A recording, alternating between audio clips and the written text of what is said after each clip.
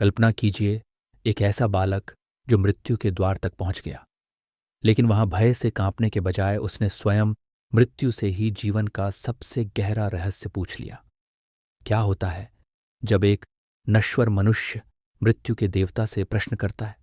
और क्या होगा यदि मृत्यु वास्तव में अंत ही न हो? यह कहानी है नचिकेता की, एक ऐसे बालक की जो अपने पिता के क्रोध के कारण यमराज के पास पहुंच गया, लेकिन वह वहां से भय लेकर नहीं, बल्कि ऐसा सत्य जानकर लौटा जिसने उसे मृत्यु से भी परे देखने की दृष्टि दे दी। यह कथा है कठोपनिषद की, एक ऐसा संवाद जो केवल मृत्यु के बाद क्या होता है यही नहीं बताता, बल्कि यह भी सिखाता है कि हमें वास्तव में जीना कैसे चाहिए। आज हम उस रहस्यमयी यात्रा पर चलेंगे जहां एक बालक मृत्यु के घर जाकर भी अमर सत्य को जान लेता है। तो क्या आप तैयार हैं उस ज्ञान को सुनने के लिए जहां भय समाप्त होता है और आत्म साक्षात्कार आरंभ होता है? कहानी की शुरुआत एक भव्य यज्ञ से होती है। नचिकेता के पिता महर्षि वाजश्रवस विश्वजीत यज्ञ कर रहे थे। इस यज्ञ की प्रतिज्ञा थी कि वे अपनी समस्त संपत्ति दान कर देंगे ताकि पुण्य की प्राप्ति हो सके। यज्ञ अग्नि प्रज्वलित थी। लोग महर्षि की दानशीलता की प्रशंसा कर रहे थे, लेकिन उसी सभा में एक बालक की दृष्टि कुछ और देख रही थी। वह बालक था नचिकेता। उसने देखा कि दान में दी जा रही गायें बूढ़ी, कमजोर और दूध देने में असमर्थ थीं। वे ऐसी गायें थीं जो किसी के किसी काम की नहीं रह गई थीं। नचिकेता के भीतर एक गहरा प्रश्न उठ खड़ा हुआ। उसने सोचा, यह कैसा दान है? यज्ञ का सार तो अपनी प्रिय वस्तु का त्याग है, फिर अनुपयोगी वस्तुओं का दान कैसे पुण्य दे सकता है? उसका हृदय बेचैन हो उठा। वह अपने पिता के पास गया। चेहरे पर मासूमियत थी, लेकिन आंखों में सत्य को जानने की तीव्र जिज्ञासा। उसने विनम्रता से हाथ जोड़कर पूछा, हे पिताश्री, आप अपनी प्रिय वस्तुओं का दान कर रहे हैं। मैं भी तो आपका पुत्र हूं, मुझे आप किसे दान करेंगे? वाजश्रवस ने उसकी बात को अनसुना कर दिया। उन्हें लगा यह एक बालक की सहज जिज्ञासा है, लेकिन नचिकेता शांत नहीं हुआ। उसने वही प्रश्न दूसरी बार पूछा, फिर तीसरी बार। बार बार वही प्रश्न सुनकर यज्ञ की थकान और भीतर छिपी ग्लानि ने वाजश्रवस का धैर्य तोड़ दिया। उन्हें लगा कि उनका पुत्र भरी सभा में उनका अपमान कर रहा है। क्रोध के आवेश में उनके मुख से शब्द निकल पड़े, मैं तुझे मृत्यु को देता हूं। एक क्षण में पूरी यज्ञशाला मौन हो गई, मानो समय स्वयं ठहर गया हो। क्रोध में कहे गए शब्द अब वापस नहीं लिए जा सकते थे। एक साधारण बालक होता तो भय से कांप उठता, लेकिन नचिकेता साधारण नहीं था। उसने अपने पिता के वचन को सत्य मान लिया। उसके भीतर भय से अधिक सत्य के प्रति श्रद्धा थी। उसने शांत स्वर में कहा, पिताश्री, आपका वचन सत्य होना चाहिए। मैं यमराज के पास जाऊंगा, आप शोक न करें। उसी क्षण एक अद्भुत यात्रा आरंभ हुई, एक ऐसी यात्रा जो उसे मृत्यु के द्वार तक ले जाने वाली थी और वहां से आत्मज्ञान के अमर प्रकाश तक। यह नचिकेता के चरित्र की पहली झलक थी। सत्य के प्रति अटूट निष्ठा, वचन के प्रति समर्पण और भय पर पूर्ण विजय। वह जानता था कि यदि उसके पिता ने उसे मृत्यु को सौंपा है तो इस घटना के भीतर भी कोई गहरा रहस्य छिपा होगा। उसे यह नहीं पता था कि यह यात्रा केवल यमराज तक पहुंचने की नहीं, बल्कि स्वयं को जानने की यात्रा बनने वाली है। और इस प्रकार एक पिता के क्षणिक क्रोध ने एक पुत्र के लिए आत्मज्ञान का द्वार खोल दिया। नचिकेता अपने घर से चल पड़ा, मृत्यु के घर की ओर। लेकिन उसे क्या पता था कि यही यात्रा एक दिन उसे अमर सत्य तक पहुंचा देगी। नचिकेता यमलोक के द्वार पर पहुंचा। वहां का वातावरण अत्यंत शांत, गंभीर और रहस्यमयी था, मानो समय स्वयं वहां धीमा पड़ गया हो। उसने यमराज से मिलने की इच्छा प्रकट की, लेकिन उसे बताया गया कि यमराज वहां नहीं है, वे कहीं बाहर गए हुए हैं। धर्म का एक नियम कहता है कि घर आए अतिथि, विशेषकर एक ब्राह्मण कुमार, का आदर और सत्कार होना चाहिए, लेकिन यहां घर का स्वामी ही अनुपस्थित था। नचिकेता ने लौटने का विचार नहीं किया। उसने प्रतीक्षा करने का निश्चय किया। वह यमराज के द्वार पर शांत भाव से बैठ गया। उसने अन्न और जल का त्याग कर दिया। एक दिन बीता, फिर दूसरा, फिर तीसरा। 3 दिन और 3 रातें वह बिना खाए पिए अडिग बैठा रहा। यह केवल प्रतीक्षा नहीं थी, ये एक तपस्या थी, ज्ञान के प्रति उसकी श्रद्धा, धैर्य और दृढ़ संकल्प का मौन प्रमाण। जब 3 दिनों के बाद यमराज लौटे तो उन्होंने अपने द्वार पर एक तेजस्वी बालक को तप में लीन देखा। जब उन्हें झांत हुआ कि यह बालक 3 दिनों से भूखा प्यासा उनकी प्रतीक्षा कर रहा है तो वे अत्यंत प्रभावित हुए। लेकिन उसी क्षण उनके भीतर गहरा खेद भी जाग उठा, क्योंकि धर्म के अनुसार अतिथि का निरादर किसी भी गृहस्थ के लिए गंभीर दोष माना जाता है। यमराज ने आदरपूर्वक नचिकेता से कहा, हे ब्राह्मण कुमार, तुम मेरे पूजनीय अतिथि हो। तुमने मेरे द्वार पर 3 रातें बिना अन्न जल के बिताई हैं, इसलिए प्रायश्चित स्वरूप मैं तुम्हें 3 वरदान देता हूं। तुम अपनी इच्छा से जो चाहो मांग सकते हो। नचिकेता ने शांत भाव से हाथ जोड़ दिए। उसकी प्रतीक्षा सफल हो चुकी थी। अब उसके सामने स्वयं मृत्यु के देवता खड़े थे और वे उसे कुछ भी देने को तैयार थे। ये केवल एक संवाद का आरंभ नहीं था, यह वह क्षण था जो आने वाले समय में अनगिनत लोगों के लिए आत्मज्ञान का मार्ग बनने वाला था। यमराज के प्रस्ताव को सुनकर नचिकेता ने गहराई से विचार किया। उसने अपने 3 वरदान अत्यंत विवेक और धैर्य के साथ चुने। उसका पहला वरदान था, हे मृत्युदेव, जब मैं वापस लौटूं तो मेरे पिता का मेरे प्रति क्रोध शांत हो जाए, वे मुझे पहचानें और पहले की तरह स्नेह करें। यह सुनकर स्पष्ट हो गया कि नचिकेता केवल ज्ञान का खोजी ही नहीं, बल्कि करुणा और प्रेम से भरा हुआ पुत्र भी था। वह अपने पिता को दुख और ग्लानि से मुक्त करना चाहता था। यमराज मुस्कुराए और बोले, तथास्तु। अब नचिकेता ने दूसरा वरदान मांगा। उसने कहा, हे देव, मैंने सुना है कि स्वर्गलोक में न भय है, न दुख, न जरा। वहां पहुंचाने वाली जो दिव्य अग्नि विद्या है, कृपया मुझे उसका ज्ञान प्रदान करें। ये उसकी जिज्ञासा का अगला चरण था। अब वह केवल सांसारिक संबंधों तक सीमित नहीं था, वह अस्तित्व और ब्रह्मांड के गहरे रहस्यों को समझना चाहता था। यमराज अत्यंत प्रसन्न हुए। उन्होंने नचिकेता को वह दिव्य अग्नि विद्या सिखाई और कहा, आज से यह विद्या नाचिकेत अग्नि के नाम से जानी जाएगी। लेकिन अब सबसे महत्वपूर्ण क्षण आने वाला था। तीसरा वरदान, वही प्रश्न जिसने युगों से मानवता को बेचैन किया है। नचिकेता ने यमराज की आंखों में देखते हुए कहा, हे यमराज, मृत्यु के बाद मनुष्य के अस्तित्व को लेकर गहरा संदेह बना रहता है। कुछ कहते हैं कि आत्मा बनी रहती है और कुछ कहते हैं कि सब समाप्त हो जाता है। मैं आपसे इसी परम सत्य को जानना चाहता हूं। मृत्यु के बाद वास्तव में क्या होता है? क्या चेतना समाप्त हो जाती है या कुछ ऐसा भी है जो मृत्यु से परे बना रहता है? ये प्रश्न सुनते ही वातावरण गंभीर हो उठा।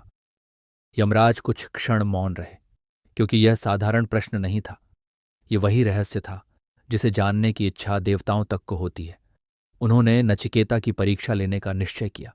यमराज बोले, हे नचिकेता, यह प्रश्न मत पूछो, इसके स्थान पर कोई और वर मांग लो। लेकिन नचिकेता अडिग रहा। तब यमराज ने उसे संसार के सबसे बड़े प्रलोभन देने शुरू किए। उन्होंने कहा, तुम दीर्घायु पुत्र पौत्र मांग लो, हाथी, घोड़े, स्वर्ण, विशाल राज्य और समस्त सांसारिक सुख मांग लो। मैं तुम्हें वे सभी भोग दूंगा जो मनुष्यों के लिए दुर्लभ हैं। लेकिन मृत्यु का यह रहस्य मत पूछो। ये केवल एक परीक्षा नहीं थी, यह चुनाव था। श्रेय और प्रेय के बीच। प्रेय वह है जो तात्कालिक सुख देता है, जो इंद्रियों को आकर्षित करता है, धन, प्रसिद्धि, भोग और बाहरी उपलब्धियां। यह मार्ग आसान और चमकदार दिखाई देता है। लेकिन श्रेय वह है जो कल्याणकारी है, जो आत्मा को ऊंचा उठाता है, जो अंततः परम सत्य तक ले जाता है। यह मार्ग कठिन हो सकता है, लेकिन यही मनुष्य को भीतर से पूर्ण बनाता है। आज भी हमारा अधिकांश जीवन प्रेय की इसी दौड़ में बीत जाता है। क्षणिक सुख, बाहरी सफलता, दूसरों की स्वीकृति, और इसी भाग दौड़ में मनुष्य स्वयं से दूर होता चला जाता है। लेकिन नचिकेता अलग था। उसने यमराज के सभी प्रलोभनों को शांत लेकिन अटूट दृढ़ता के साथ अस्वीकार कर दिया। उसने कहा, हे मृत्युदेव, ये सभी भोग क्षणभंगुर हैं। ये इंद्रियों की शक्ति को क्षीण कर देते हैं। आपका दिया हुआ सबसे लंबा जीवन भी एक दिन समाप्त हो जाएगा। धन, राज्य और भोग, ये सब आप अपने पास ही रखिए। मुझे केवल उस सत्य को जानना है जो कभी समाप्त नहीं होता।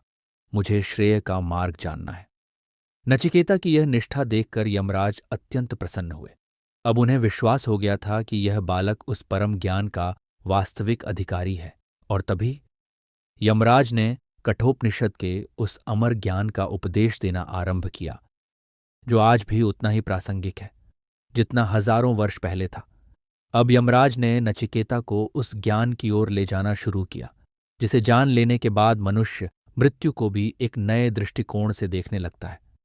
यमराज बोले, हे नचिकेता, तुमने प्रेय के आकर्षक मार्ग को त्याग कर श्रेय के कल्याणकारी मार्ग को चुना है, इसलिए तुम इस परम ज्ञान के सच्चे अधिकारी हो। अब मैं तुम्हें उस रहस्य के बारे में बताता हूं जिसे जान लेने के बाद मनुष्य शोक और भय से मुक्त हो जाता है। फिर यमराज ने वह सत्य प्रकट किया जो कठोपनिषद का हृदय है। आत्मा क्या है? यमराज ने कहा, यह आत्मा न कभी जन्म लेती है और न कभी मरती है। यह अजन्मा है, नित्य है, शाश्वत है, पुरातन है। शरीर के नष्ट हो जाने पर भी इसका विनाश नहीं होता। उन्होंने आगे समझाया, जिस प्रकार मनुष्य पुराने वस्त्र त्याग कर नए वस्त्र धारण करता है, उसी प्रकार आत्मा पुराने और जीर्ण शरीरों को छोड़कर नए शरीर धारण करती है। ये केवल एक दार्शनिक विचार नहीं था, ये मनुष्य की पूरी पहचान को बदल देने वाला सत्य था, क्योंकि हम अपना अधिकांश जीवन स्वयं को केवल शरीर मानकर जीते हैं। हम सोचते हैं, मैं यही शरीर हूं, यही चेहरा, यही नाम, यही पहचान। लेकिन कठोपनिषद कहता है, तुम शरीर नहीं हो, तुम वह चेतना हो जो इस शरीर में निवास कर रही है। और जब यह बोध भीतर उतरने लगता है तो उम्र ढलने का भय, बीमारी का भय और यहां तक कि मृत्यु का भय भी बदलने लगता है, क्योंकि तब मनुष्य समझने लगता है कि जो वास्तव में मैं है वह जन्म और मृत्यु से परे है। लेकिन यमराज यहीं नहीं रुके। इस गहरे ज्ञान को और सरल बनाने के लिए उन्होंने एक अद्भुत रूपक दिया, एक ऐसा रूपक जो आज भी मानव मन को समझने का सबसे शक्तिशाली तरीका माना जाता है, रथ का रूपक। यमराज बोले, इस शरीर को एक रथ समझो। आत्मा इस रथ की स्वामी है, बुद्धि इसका सारथी है, मन इसकी लगाम है और इंद्रियां, आंख, कान, नाक, जीभ और त्वचा इस रथ में जुते हुए घोड़े हैं। जिन विषयों की ओर ये इंद्रियां दौड़ती हैं वही इस रथ के मार्ग हैं। अब इस रूपक की गहराई को समझिए। यदि घोड़े अर्थात इंद्रियां बेलगाम हों तो वे अलग अलग दिशाओं में भागने लगते हैं। आंखें आकर्षक दृश्यों की ओर दौड़ती हैं, कान निरर्थक शोर और गपशप की ओर, जीभ स्वाद की ओर, मन लगातार नई इच्छाओं की ओर। और यदि इंद्रियां ही नियंत्रण में न हों तो जीवन का रथ कभी अपने वास्तविक लक्ष्य तक नहीं पहुंच सकता। अब दूसरी बात, यदि लगाम अर्थात मन कमजोर और चंचल हो तो वह इंद्रियों रूपी घोड़ों को नियंत्रित नहीं कर पाएगा। आज का आधुनिक मन अक्सर ऐसा ही है, हजारों विचारों, इच्छाओं, सूचनाओं और तुलना से भरा हुआ। हर क्षण सोशल मीडिया, विज्ञापन, भय, अपेक्षाएं और बाहरी आकर्षण मन को अपनी ओर खींचते रहते हैं। और जब मन स्थिर नहीं होता तो भीतर शांति भी नहीं रहती। लेकिन सबसे महत्वपूर्ण है सारथी। यदि सारथी अर्थात बुद्धि जागृत नहीं है, यदि उसमें विवेक नहीं है, तो वह मन और इंद्रियों की दास बन जाती है। तब मनुष्य यह पहचान ही नहीं पाता कि कौन सा मार्ग कल्याणकारी है और कौन सा केवल आकर्षक।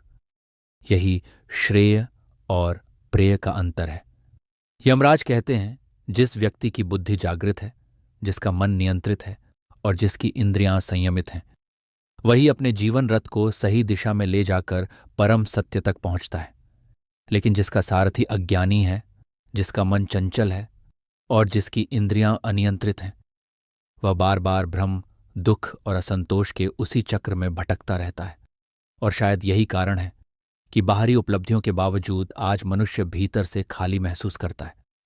कठोपनिषद का यह ज्ञान केवल दर्शन नहीं है, यह जीवन को देखने का एक गहरा व्यावहारिक विज्ञान है। यह हमें सिखाता है कि आत्मनियंत्रण, आत्मजागरूकता और विवेक यही एक सार्थक और शांत जीवन की वास्तविक कुंजी है। एक क्षण रुककर विचार कीजिए, क्या आपके जीवन का रथ सही दिशा में आगे बढ़ रहा है? कमेंट्स में हमें अवश्य बताइए कि इस रथ के रूपक का कौन सा भाग आपको आज के जीवन में सबसे अधिक प्रासंगिक लगा। बेलगाम इंद्रियां, चंचल मन या विवेकहीन बुद्धि। और यदि यह प्राचीन ज्ञान आपके भीतर कोई नई चेतना जगा रहा है तो इस यात्रा में अंत तक बने रहिए, क्योंकि सबसे गहरा उपदेश अभी बाकी है। नचिकेता ने अत्यंत ध्यान से यमराज की प्रत्येक बात सुनी। अब यमराज उसे उस ज्ञान के शिखर की ओर ले जा रहे थे जहां जीवन और मृत्यु के सभी भेद समाप्त हो जाते हैं। यमराज ने कहा, जो बुद्धिमान मनुष्य उस आत्मा को जान लेता है जो सभी प्राणियों में सूक्ष्म रूप से विद्यमान है, वह हर्ष और शोक से परे हो जाता है। यह आत्मा केवल प्रवचनों, तर्कों या बहुत अधिक पढ़ने सुनने से प्राप्त नहीं होती। यह आत्मा उसी पर अपना स्वरूप प्रकट करती है जो पूरी निष्ठा और सत्यता से इसे प्राप्त करना चाहता है। इसका अर्थ है कि आत्मज्ञान केवल बौद्धिक अभ्यास नहीं है। मनुष्य हजारों ग्रंथ पढ़ सकता है, अनगिनत बातें सुन सकता है, लेकिन जब तक वह स्वयं अपने भीतर नहीं उतरता, जब तक उसका मन शांत और हृदय निर्मल नहीं होता, तब तक सत्य का वास्तविक अनुभव नहीं हो सकता। इसके लिए साधना आवश्यक है। तब यमराज ने वह प्रसिद्ध वाक्य कहा, उत्तिष्ठित जाग्रत प्राप्य वरान निबोधत क्षुरस्य धारा निश्चिता दुरत्यया। अर्थात उठो, जागो और श्रेष्ठ ज्ञानी पुरुषों के सान्निध्य में जाकर उस सत्य को जानो, क्योंकि यह मार्ग छुरे की धार पर चलने के समान कठिन और सूक्ष्म है। यह मार्ग कठिन क्यों है? क्योंकि इसमें मनुष्य को अपने अहंकार, पुरानी आदतों और बनी बनाई धारणाओं से ऊपर उठना पड़ता है। उसे मन के शोर से आगे बढ़कर उस मौन को सुनना पड़ता है जहां आत्मा की आवाज सुनाई देती है। और यही कारण है कि कठोपनिषद आज भी उतना ही प्रासंगिक है। आज हम एक ऐसी दुनिया में जी रहे हैं जो निरंतर विकर्षणों से भरी हुई है। हमारा ध्यान हर क्षण बटा रहता है। हम सफलता को बाहरी उपलब्धियों से मापते हैं। कितना धन है, कितना बड़ा घर है, कितने लोग हमें जानते हैं, कितने लोग हमें स्वीकार करते हैं। लेकिन इसी दौड़ में मनुष्य अक्सर सबसे महत्वपूर्ण प्रश्न भूल जाता है। मैं वास्तव में कौन हूं? मेरे जीवन का उद्देश्य क्या है? कठोपनिषद हमें ठीक इसी स्थान पर रोकता है। यह हमें प्रेय की अंतहीन दौड़ से हटाकर श्रेय के मार्ग पर विचार करने के लिए प्रेरित करता है। मृत्यु का भय। यह उपनिषद हमें सिखाता है कि मृत्यु शरीर का अंत हो सकती है, चेतना का नहीं। और जब मनुष्य स्वयं को केवल शरीर से अधिक समझना शुरू करता है तो मृत्यु का भय धीरे धीरे कम होने लगता है। उद्देश्य की खोज। रथ का यह रूपक हमें सिखाता है कि जीवन का वास्तविक उद्देश्य अपनी इंद्रियों और मन का स्वामी बनना है, ताकि जीवन को सही दिशा दी जा सके। तनाव और चिंता, आज की अधिकांश बेचैनी का कारण मन का अनियंत्रित होना है। कठोपनिषद हमें विवेक को जागृत करके मन को शांत करने की कला सिखाता है। अंततः यमराज से यह परम ज्ञान प्राप्त करके नचिकेता अमर हो गया। अमर होने का अर्थ यह नहीं था कि उसका शरीर कभी नष्ट नहीं होगा। अमर होने का अर्थ था उस सत्य को जान लेना जो स्वयं अमर है, वह आत्मा जो जन्म और मृत्यु दोनों से परे है। नचिकेता अब आत्मज्ञानी हो चुका था। जो बालक मृत्यु के घर गया था वह अब भय से मुक्त होकर ज्ञान के प्रकाश से आलोकित होकर वापस लौटा। उसने केवल अपने लिए ही नहीं बल्कि आने वाली पीढ़ियों के लिए भी आत्मज्ञान का मार्ग खोल दिया। कठोपनिषद की यह कथा हमें एक अत्यंत गहरा संदेश देती है। जीवन की सबसे बड़ी यात्रा बाहर की नहीं, भीतर की है। सबसे बड़ी सफलता संसार को जीतना नहीं, स्वयं को जानना है। और वास्तविक अमरता शरीर को बचाने में नहीं, आत्मा के सत्य को पहचानने में है। नचिकेता की तरह हमें भी जीवन के गहरे प्रश्न पूछने का साहस रखना चाहिए। प्रलोभनों के स्थान पर श्रेय के मार्ग को चुनने का विवेक रखना चाहिए। और सबसे महत्वपूर्ण, हमें यह स्मरण रखना चाहिए कि हम केवल शरीर और मन नहीं हैं। हम वही शाश्वत चेतना हैं जो इस संपूर्ण अस्तित्व का आधार है। यदि नचिकेता की इस यात्रा ने आपके भीतर ज्ञान की एक भी किरण जगाई है तो इस कथा को उन लोगों तक अवश्य पहुंचाइए जो जीवन के गहरे प्रश्नों की खोज में हैं। कमेंट्स में लिखकर बताइए, इस कथा ने आपको सबसे अधिक क्या सिखाया? और ऐसी ही गहन उपनिषद ज्ञान की यात्राओं के लिए हमारे साथ जुड़े रहिए। उठो, जागो और उस परम सत्य को जानने की अपनी यात्रा आज से ही आरंभ करो।